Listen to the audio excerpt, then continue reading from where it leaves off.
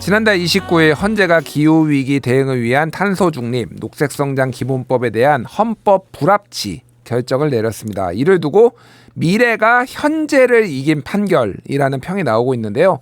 오늘은 기후위기 소송과 과학 이야기 함께 나눠보겠습니다. 원종호 대표 그리고 윤세종 변호사 나오셨습니다. 안녕하세요. 안녕하세요. 예, 원종호 대표야 뭐 원래 이제 터줏대감이시니까 근데 그러니까 윤세종 변호사님은 저희가 오늘 처음 뵙는데 좀 자기소개 좀 간단히 해주시죠. 네, 청소년 기후 소송의 대리인이자 기후 환경 단체인 플랜 1.5에서 활동하고 있는 윤세종이라고 합니다. 반갑습니다. 그러시군요. 예. 일단은 요거 여쭤봐야 될 것 같아요. 헌법 불합치 결정을 내렸어요. 근데 이게 좀 헷갈리더라고요. 뭐 어디는 그러니까 뭐 기각이고 뭐는 뭐 인용이고 막 헷갈려가지고 일단은 좀 전체적으로 좀 소개를 해주시면 될 것 같아요. 무슨 게 내용이 어떤 건지. 네, 이 소송은 이제 국가 기후 목표, 국가가 기후 대응 목표가 부족해서 국민들의 기본권을 침해한다라는 내용의 최초의 헌법 소원이었고요. 예. 지난 2020년 3월에 청소년 기후 단체인 청소년 기후 행동에서 정부의 온실가스 감축 목표에 대한 헌법 소원을 제기한 걸 시작으로 2021년에는 시민, 2022년에는 아기들, 그리고 2023년에는 정부의 탄소 중립 기본 계획에 대한 헌법 소원이 차례대로 제기가 되는데요. 예. 이 네 건이 다 병합돼서 심리되어 나온 결정입니다. 그래서 결론은 제일 중요한 거는 기후변화가 헌법상 기본권, 특히 환경권의 문제라는 점을 처음으로 헌법재판소가 인정을 했고요. 예. 2031년 이후에 대해서는 아무런 목표를 정하지 않은 것은 미래 세대에게 부당하게 감축 부담을 전가하는 결과를 가져올 수밖에 없기 때문에 기본권을 침해해서 헌법에 위반된다라고 판단을 했습니다. 그래서 법률이 위헌이니까 2026년 2월 28일까지 이 위헌성을 해소하라라고 하는 것이 이제 헌법 불합치라는 이 결정의 형식이고요. 그렇군요. 제가 조금 중간 정리를 하자면은, 그러니까 2030년까지는 계획이 있어요. 얼마를 탄소를 줄이고 어디서 어떻게 줄이겠다 이런 게 있는데 보통 이제 2050이라는 얘기를 하잖아요. 그러니까 2050년까지도 이제 계획이라는 게 있어야 되는데 다른 나라들은 뭐 대부분 계획이 2050년까지도 어떻게 하겠다라는 계획이 있는데 우리나라는 2030년 이후부터는 아예 계획이라는 게 존재하지 않았다라는 건가요? 그러면?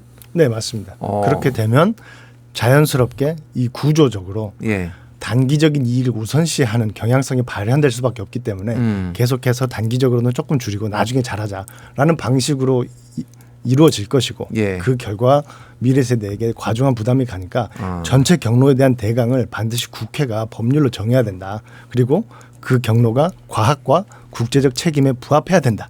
이게 이제 이 헌법 불합치 결정의 핵심적인 내용입니다. 그러니까 지금은 없어졌지만은 방학 숙제 같은 거거든요. 이게 방학 숙제가 처음에 조금씩 안 하고 그러면은 그렇죠. 마지막 이틀 동안 미친 듯이 해야 되잖아요. 네, 뭐 일기도 그렇고요. 예, 일기도 갑자기 날씨를 지금이야 이제 앱으로 보면은 다 확인은 가능하지만 옛날엔 날씨를 다 지어서 다 엉터리가 되죠. 다. 아, 예, 그렇군요.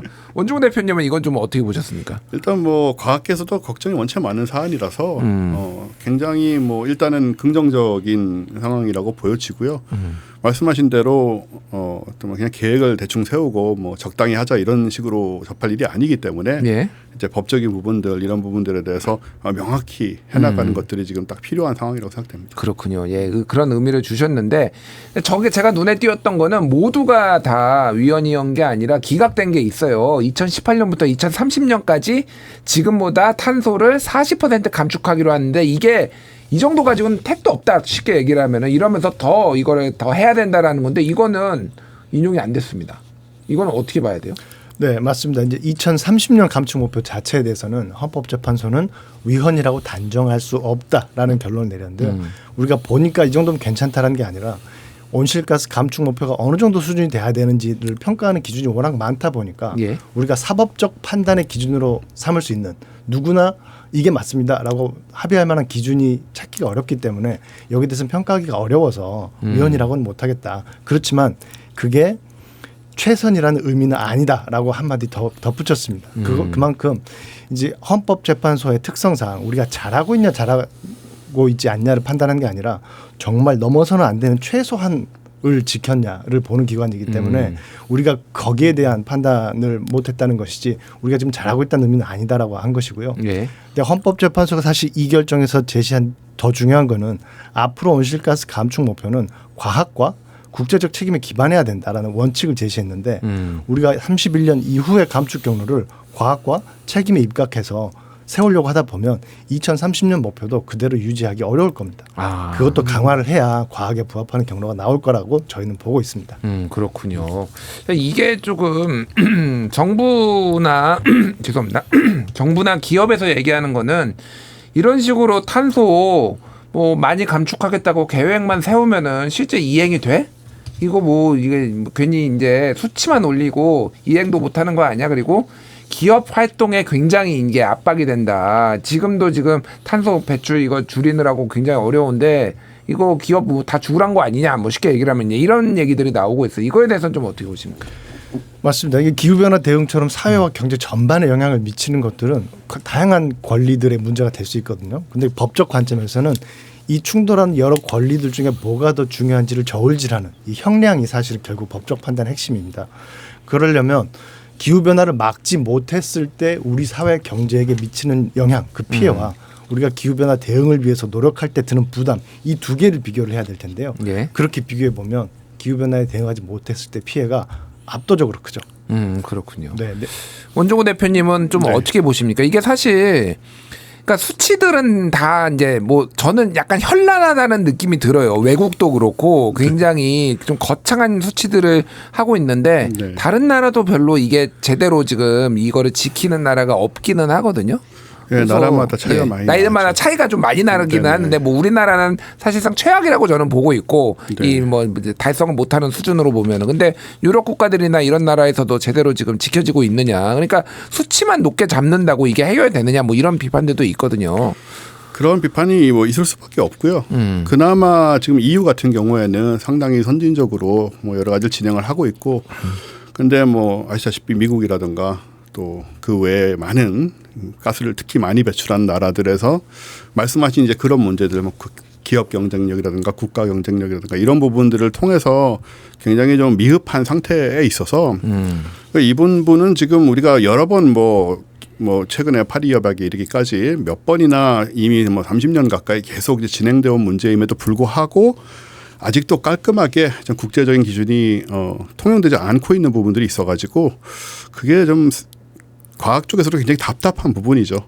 그래서 일단 그런 부분들을 이 수치상의 현란함이 있긴 한데 어쨌든 간에 수치적으로 또 명시를 하고 계속 그걸로 압박을 가하는 게 필요하기 때문에 설사 못 지키더라도 예. 이제 그런 수치들은 계속 좀 제시가 돼야 되는 부분은 있습니다. 제가 궁금한 게 우리나라도 그렇고 다른 나라도 이럴 때는 계획이 있어요. 근데 못 지켜요.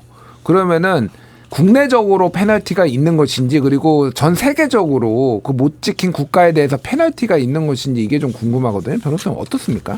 네, 일단 국내적으로는 이제 배출권 거래자라는 규제 제도가 있기 때문에 그 규제 제도 안에 들어가 있는 기업들은 목표치가 있고 이걸 못 지키게 되면은 이제 뭐 이 배출권을 사와서 충당을 하거나 하는 과징금을 내는 이런 법적 장치들은 있는데요. 예. 국제 사회에서는 사실 국제 규범이라는 것 자체가 집행력에 다 이르는 강제력을 사실 갖긴 어렵습니다. 한 나라가 다른 나라에 대해서 강제적으로 할 수는 없기 때문에 그래서 국제 규범이라는 거는 현재 본질적으로 이제 어떻게 보면 신뢰와 명예의 체제 그리고 지키지 않았을 때는 외교적 압력을 가함으로써 이제 결과를 보장하는 방법이 현재까지 최선이기 때문에 그 문법 안에서 그렇게 움직일 수밖에 없는 것이고요. 다만 이제 우리가 집단적으로 계속 실패하는 상황이 계속 됨으로써 기후 위기가 계속 악화되고 이제 극단적인 피해가 발생한 나라들이 나오고 있거든요. 그리고 네. 이 위험들이 모든 나라에서 증가하고 있기 때문에 이 위험 상황의 악화가 사실은 행동으로 나아갈 수 있는 유인은 다시 크게 만들 것이라고 보고 있고 지금 상황에서는 서로 책임을 전가하거나 손가락질하기보다는 일단 내가 내 책임을 하고 내가 하고 있으니까 당신도 해라라는 방식으로 이 문제를 대응하는 게 사실 유일한 방법인 것 같아요. 예. 그런 면에서는 우리나라 최고법원인 헌법재판소가 우리나라의 의무 몫을 인정하고 이행해야 된다는 얘기를 했다는 게 사실 이 얽힌 탈해를 풀 수 있는 하나의 실마리가 될 수 있을 거라고 생각합니다. 그렇군요. 이게 좀 그 헌법재판관들이 논쟁이 벌였다라고 하는 게 배출량 개념을 놓고 논쟁을 많이 벌였다라고 네. 하더라고요. 저도 기사를 보고 있는데 그러니까 총 배출량은 어쨌든 이산화탄소를 얼마나 배출했느냐라는 거고 그러니까 순 배출량은 배출한 것도 있지만은 또 이산화탄소를 포집을 하니까 이거를 차감을 해가지고 요 개념으로 봐야 되는 이거를 가지고 이제 저는 잘 이해를 못하겠는데 어쨌든 논쟁을 벌였다고 하는데 원종호 대표님 보시기에는 이게 어느 개념이 좀 더 맞는 건가요?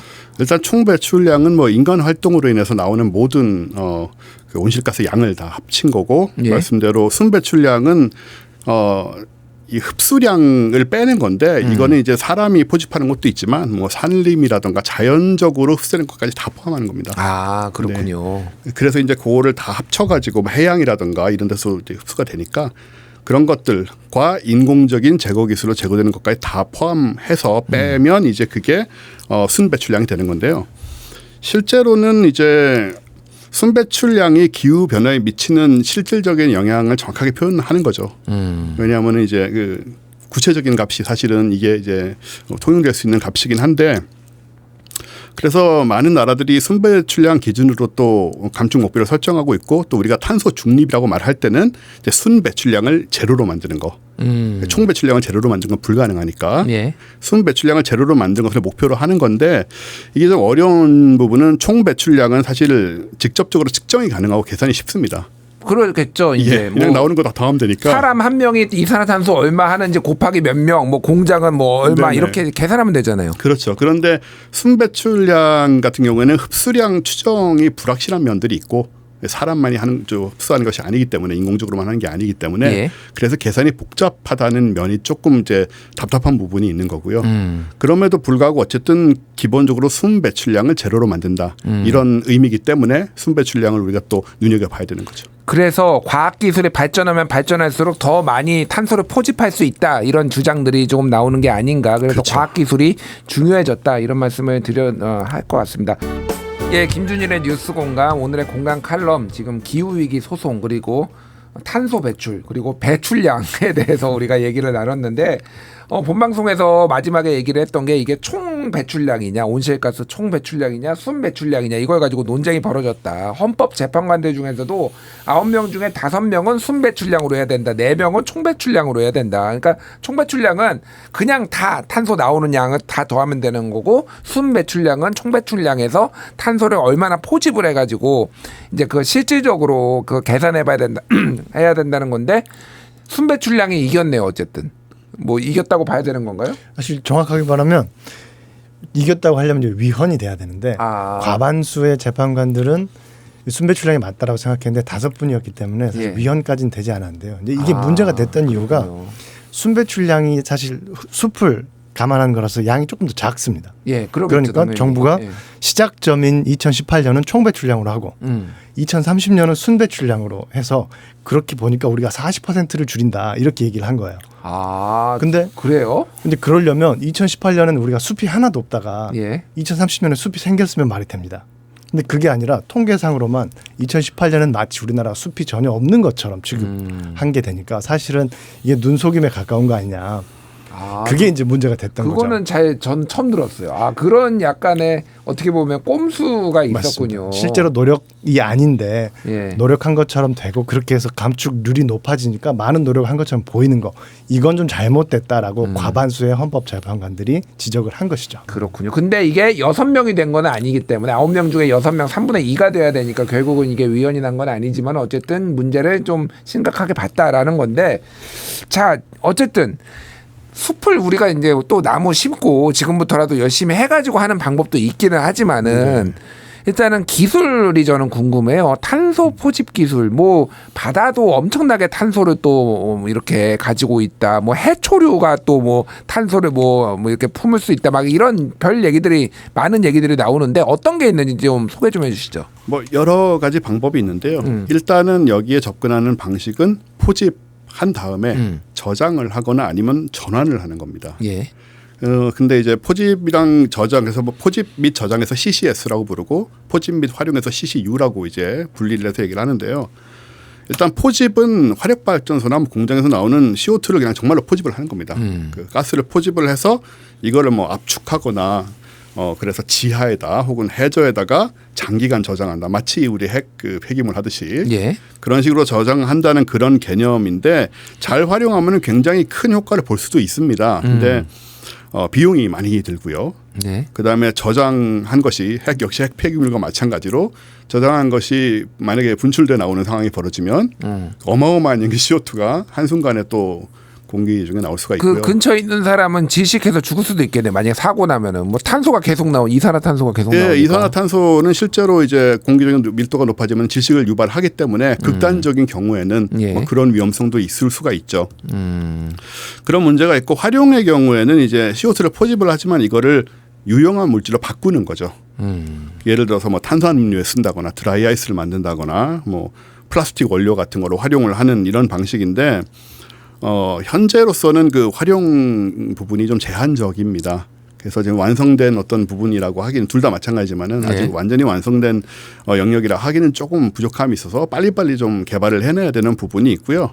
그 외에도 뭐 화학적인 전환들도 있습니다. 예를 들어서 촉매를 써가지고 이산화탄소를 CO2를 뭐 메탄올 같은 걸로 바꾼다거나 아니면 뭐 일산화탄소라든가 이런 뭐 포름산 이런 걸로 바꿔서 이거를 이제 화학 산업의 원료로 활용을 하는 거죠. 이런 방법도 있고 광촉매로 이제 광합성 같은 방법을 써가지고 이걸 역시 이제 다른 메탄이나 메탄올 같은 걸로 바꾸는 그런 기술도 있는데 이런 것들의 문제는 아직 좀 효율이 좀 낮고 그래서 대규모로 아직 그 활용될 수 있는 준비가 덜 돼 있다라는 점이 좀 문제입니다. 그렇군요. 듣다 보니까 될 수 있는 게 하나도 없어 보이네요. 지금 상황으로 보면은. 근데 인류는 또 어떤 식으로든 과학적으로 답을 찾지 않았나 뭐 그 생각이 들기는 하는데 탄소를 또 줄이는 게 사실은 이제 이거는 탄소 포집이고 이제 이게 제가 예전에 이제 데이터들을 보니까 사실은 이게 개개인이 줄일 수 있는 것도 뭐 중요하고 의미가 있지만은 이게 기업 단위로 좀 이렇게 탄소 배출이 엄청나게 되고 있어서 이거를 줄여야 된다라는 얘기들이 많더라고요. 특히 탄소를 많이 배출하는 그 어떤 기업 산업이 이 제철 이쪽에서 어마어마하게 나온다고 하더라고요. 그래서 우리나라에서 탄소 배출 1위 기업이 포항제철이라고 합니다. 포항제철인데 2등, 3등, 4등, 5등 합친 것보다 많아요. 포항제철이.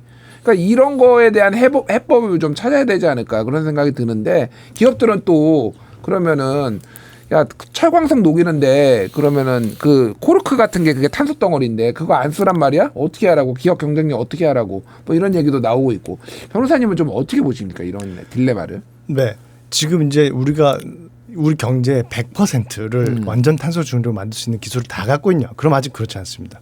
뭐 가면서 만들어야 되는 부분도 있는데요. 사실 근데 지금 기업들이 이제 항변하는 거에 비해서는 당장 할 수 있는 것들이 생각보다 많이 있고 많이 있어요? 거기에 대해서는 의지와 투자에 대한 그 정부의 확실한 시그널, 정책적 시그널 이게 없기 때문에 우리가 다른 나라보다 우리랑 비슷한 경제 수준, 기술 수준을 가진 나라보다 훨씬 뒤처져 있는 면이 있는 것 같아요. 그래서 말씀하신 철강 같은 경우도 이제 코크스와 석탄 대신 수소를 써서 하는 이제 이런 기술들이 개발되고 벌써 이제 상용화가 시작되는 단계에 있는데 네. 아직 수소로 모든 철을 만들 수 있지 않다고 하더라도 새로 철광석에서 철을 뽑아낸 대신 우리가 이미 만들어 놓은 철 스크랩을 재활용하는 비중을 높이고 이런 또 이 전기로들은 재생에너지로 돌릴 수가 있습니다. 그래서 예. 이런 기술들을 만들어간 과정에서는 당장 지금 활용할 수 있는 기술들의 비중을 계속 높여가는 그런 중간 단계들이 얼마든지 있기 때문에 지금 우리가 100%가 없다고 하더라도 30, 40, 50, 60을 못 줄이냐 그건 아니다. 그래서 이 단기적인 행동들이 100점의 답이 나오지 않았다고 해서 미뤄져서는 안 된다라는 말씀 드리고 싶습니다. 알겠습니다.